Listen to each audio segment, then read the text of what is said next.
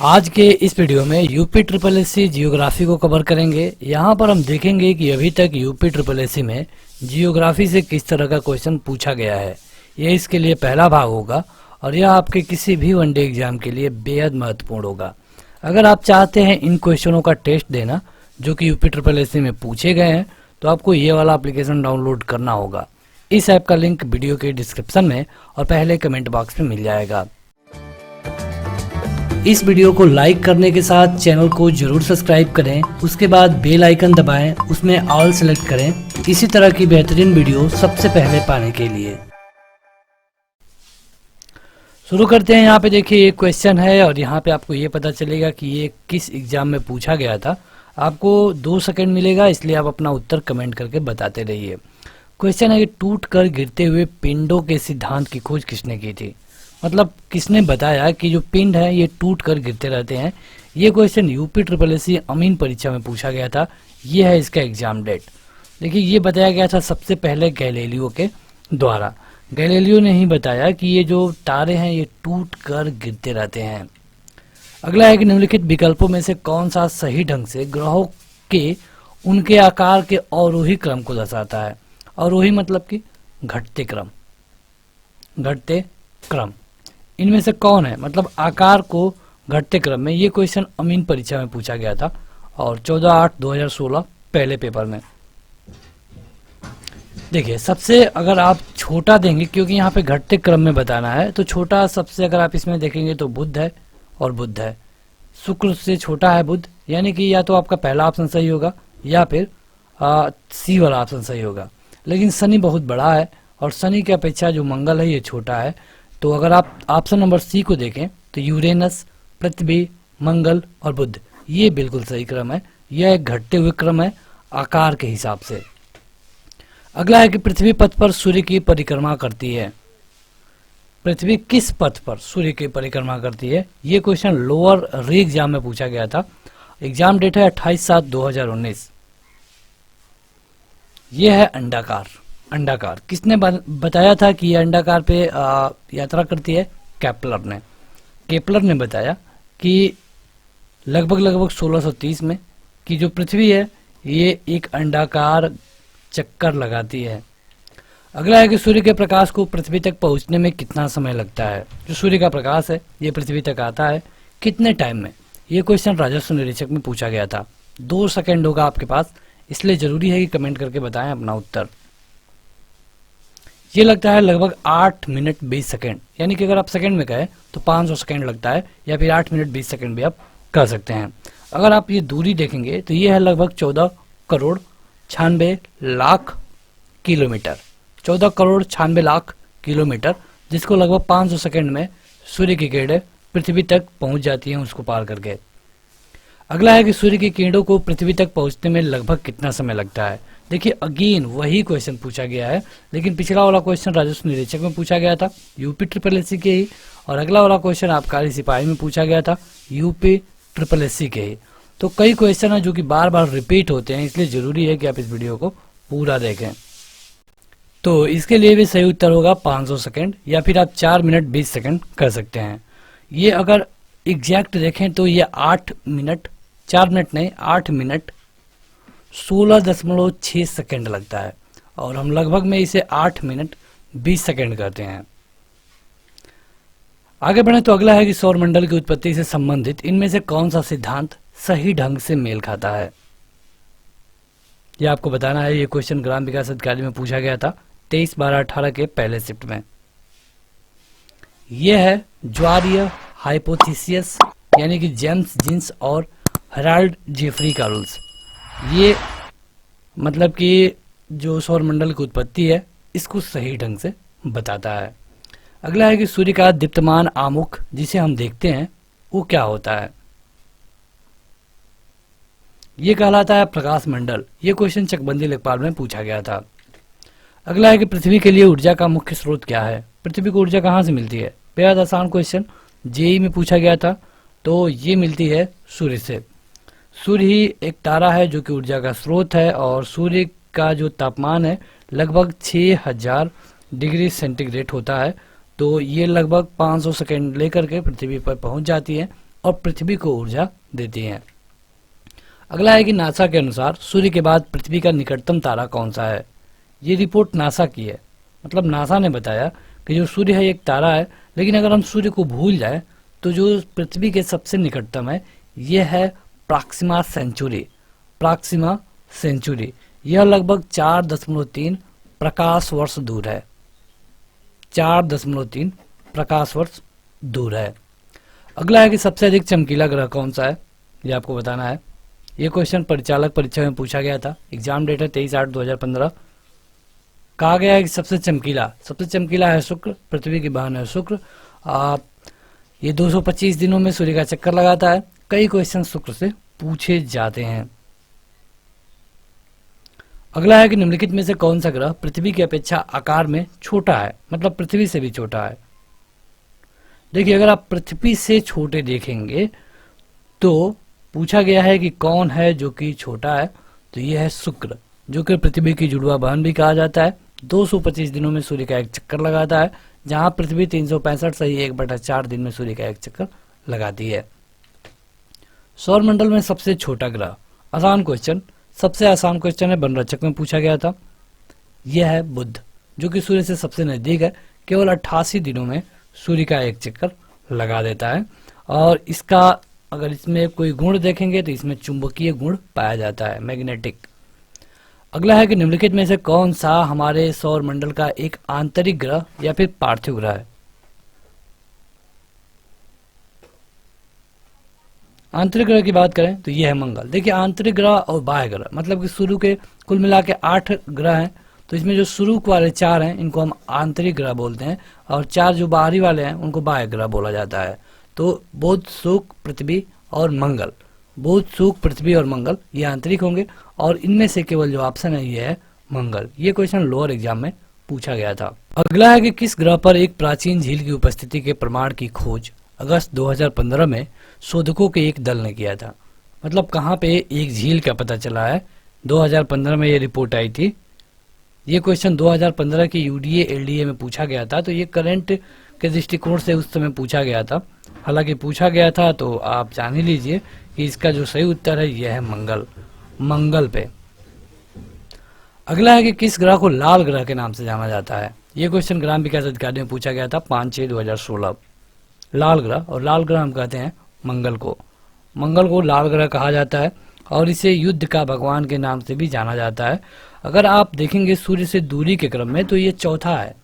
कौन है? चौथा है। और अगर आकार में देखेंगे तो ये 7वां बड़ा है, 7वां बड़ा है और चौथे दूरी पे है। मतलब कि पहले बुध, उसके बाद शुक्र, उसके बाद पृथ्वी, उसके बाद आता है कहीं मंगल का नाम। अगला है कि सौर परिवार का सबसे बड़ा ग्रह कौन सा है। आकार में पूछा गया है आपसे, तो सबसे बड़ा ग्रह है बृहस्पति। ये जूनियर इंजीनियर और टेक्नीशियन में पूछा गया था 31/7/2016 को। देखिए, अगर आप उपग्रहों की संख्या के बारे में बात करें तब बृहस्पति के पास करीब 79 है, इससे ज्यादा शनि के पास है। अगला है कि निम्न में से किस ग्रह के सबसे अधिक प्राकृतिक उपग्रह हैं। प्राकृतिक उपग्रह, देखिए जब ये क्वेश्चन पूछा गया था 2016 में तो उस समय सही उत्तर था बृहस्पति, लेकिन उसके बाद कुछ जांच हुआ तो अब ये पता चल गया कि नहीं, ये शनि है। यानी कि अब अगर क्वेश्चन पूछा जाता है तो आपका उत्तर शनि होगा। अगला क्वेश्चन है कि चंद्रमा का आकार पृथ्वी के आकार का लगभग कितना है। मतलब चंद्रमा जाहिर सी बात है कि पृथ्वी से छोटा है। ये क्वेश्चन पूछा गया था ग्राम विकास अधिकारी में, तो आपको बताना है कि जो चंद्रमा का आकार है ये पृथ्वी के हिसाब से कितना है। मतलब पृथ्वी के हिसाब से कितना है, ये है लगभग, बताइए कमेंट करके, 1/4। मतलब पृथ्वी का चौथाई भाग है चंद्रमा। अगर आप पृथ्वी का व्यास देखेंगे तो लगभग 12,742 किलोमीटर है, ये पृथ्वी का है, और चंद्रमा का है 3,474 किलोमीटर। तो आप देख रहे हैं लगभग 1/4 है। ये क्वेश्चन ग्राम विकास अधिकारी में पूछा गया था। चंद्रमा की सतह पर कौन सा तत्व पाया जाता है। ये क्वेश्चन राजस्व निरीक्षक में पूछा गया था, बताइए। 2 सेकंड होगा आपके पास। ये है टाइटेनियम। राजस्व निरीक्षक 17/7/2016 के पहले पेपर में पूछा गया था। अगला है कि वर्ष का सबसे लंबा दिन कौन सा होता है। ये क्वेश्चन यूपी SSC अमीन परीक्षा में पूछा गया था। सबसे लंबा दिन तुरंत कमेंट करके बताएं। 30 सेकेंड नहीं मिलेंगे आपको इस तरह के क्वेश्चनों के लिए, ये मैथ का नहीं है। ये है 21 जून। देखिए सूर्य की किरणें जो 21 जून है ये कर्क रेखा पे लंबवत पड़ती हैं और यही कारण है कि अधिक उष्मा की प्राप्ति होती है और ये जो दिन है ये सबसे लंबा हो जाता है। इसी दिन सबसे छोटी रात भी पाई जाती है, 21 जून। अगला है कि पृथ्वी का अर्ध व्यास कितना है। अभी हमने आपको पृथ्वी का व्यास बताया था, यहाँ पे अगर आपको याद हो 12,742 किलोमीटर। तो अर्ध व्यास मतलब कि 6,300 के आसपास जो ऑप्शन होगा यही सही होगा। तो यहाँ देखिए क्या होगा आपका उत्तर से, यह है 6,371 किलोमीटर। देखिए जरूरी है कि जो आपको एक्स्ट्रा फैक्ट बताया जा रहा है उन्हें भी आप ध्यान से देखिए। अगर आप चाहें तो इसे टेस्ट दे सकते हैं एप्लीकेशन पे जाके, ये क्वेश्चन आपको सेम इसी तरह दिखेगा। वहाँ पर आपको ये भी पता चलेगा कि ये क्वेश्चन कहाँ पूछा गया था, लेकिन जो एक्स्ट्रा फैक्ट है ये आपको नहीं मिलेगा। इसलिए ज़रूरी है कि आप इस वीडियो को पूरा देखें और इस तरह की जो भी वीडियो ऑलरेडी अपलोड है जैसे कि हिंदी, रीजनिंग, मैथ, सब देख सकते हैं प्लेलिस्ट में जाके। अगला है कि किस तारीख को पृथ्वी की स्थिति सूर्य से सबसे पास होती है। किस तारीख को सबसे पास ये होता है 3 जनवरी। ये क्वेश्चन गणना पर्यवेक्षक में पूछा गया था। देखिए अगर आप 3 जनवरी को देखेंगे तो ये लगभग 14.7 करोड़ किलोमीटर होता है। इसको हम एक और नाम से जानते हैं, ये नाम बहुत बार पूछा गया है, यह है उपसौर। अगर हम 4 जुलाई को देखें, 4 जुलाई को, तो इस दिन होता है 15.2 किलोमीटर, मतलब कि सबसे ज्यादा दूरी, और इसको हम कहते हैं अपसौर। 3 जनवरी उपसौर, 4 जुलाई अपसौर, 15.2 करोड़ किलोमीटर, और ये जो 3 जुलाई है 14.7 करोड़ किलोमीटर।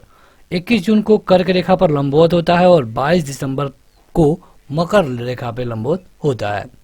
अगला है कि 21 जून को दोपहर को सूर्य की स्थिति एकदम सिर के ऊपर कहाँ होती है। यह आपसे पूछा गया है गणना पर्यवेक्षक में, थोड़ा हार्ड क्वेश्चन है और इसके लिए सही उत्तर है 23.5 डिग्री उत्तर। 23.5 डिग्री उत्तर पे यह क्वेश्चन गणना पर्यवेक्षक में पूछा गया था।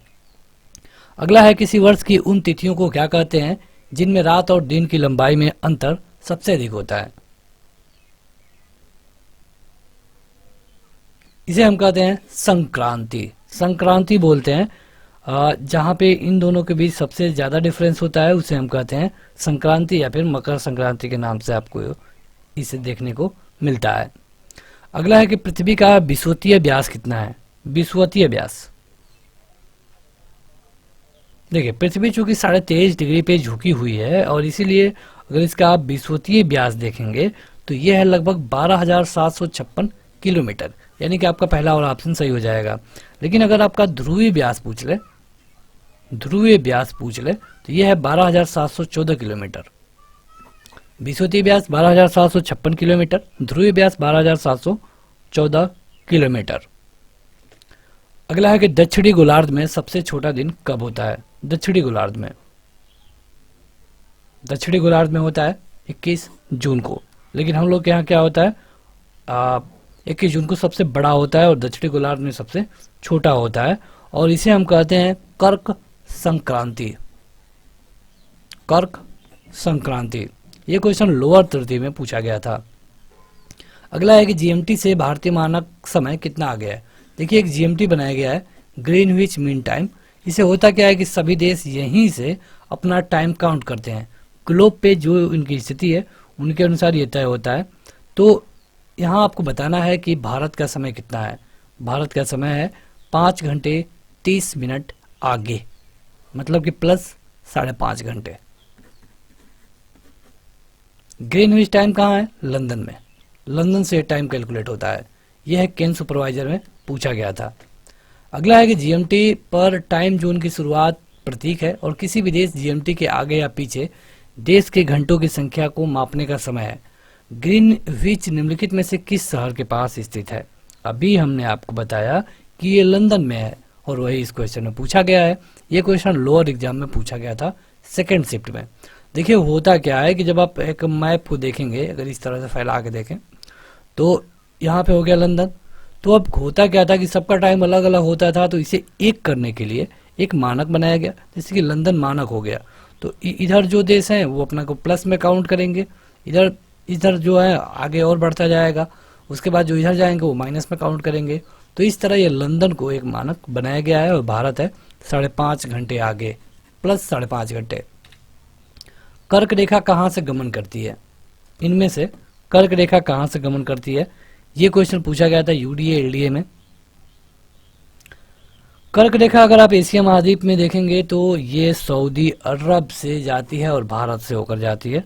और कर्क रेखा भारत में 8 राज्यों को भी टच करती है। क्या आप उनका नाम कमेंट करके बता पाएंगे? अगर हाँ तो कमेंट करके बताइए। वीडियो के लास्ट में वैसे हम इसका जो उत्तर है ये बता देंगे। तो आपके लिए क्वेश्चन है कि उन 8 स्टेटों का नाम बताइए जहाँ से कर्क रेखा हो करके गुजरती है। इसके लिए हम आपको 10 सेकंड देते हैं, जल्दी जल्दी नाम कमेंट करके बताएं। अगला है कि एक अक्षांश यानी कि एक अक्षांश डिग्री यानी कि जिसको हम लैटिट्यूड बोलते हैं कितने किलोमीटर को दर्शाता है, एक लैटिट्यूड कितने किलोमीटर को दर्शाता है, ये पूछा गया है आपसे। देखिए एक लैटिट्यूड दर्शाता है 111 किलोमीटर को। ये ग्राम पंचायत अधिकारी में क्वेश्चन पूछा गया था। दिन और रात कहाँ बराबर होते हैं, ये क्वेश्चन असिस्टेंट अकाउंटेंट में पूछा गया था 2015 में। दिन और रात कहाँ बराबर होते हैं, ये होता है विषुवत रेखा पर, जिसको हम भूमध्य रेखा भी कहते हैं। भूमध्य मतलब कि अगर कोई रेखा है जो कि पृथ्वी के बीचों बीच जा रही है, इसको हम भूमध्य रेखा कहते हैं। तो यहाँ पे दिन और रात बराबर होते हैं।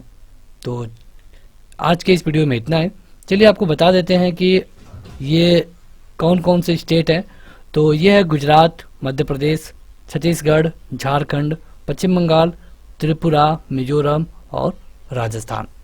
तो इस वीडियो को लाइक करने के साथ अपने दोस्तों में ज़रूर शेयर करें और इसी तरह की वीडियो सबसे पहले पाने के लिए चैनल को सब्सक्राइब करें। Thank you.